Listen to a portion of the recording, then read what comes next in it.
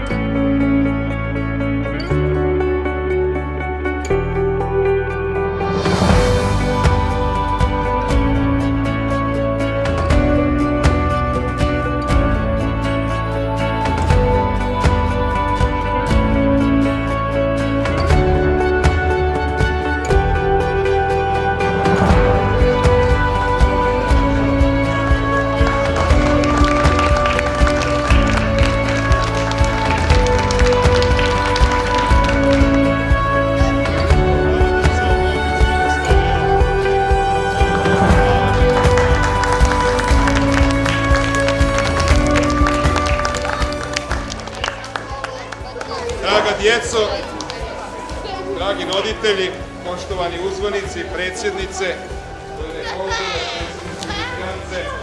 predsjednici svih udruga.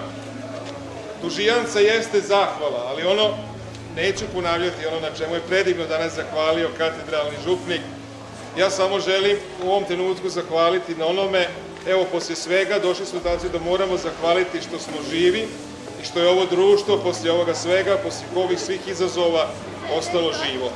A ostalo je živo zahvaljujući vama, što ste, evo, vjerovali, što i dalje trebamo svi zajedno raditi na čuvanju naše baštine, na čuvanju naše vjere i na tome vam velika, velika hvala.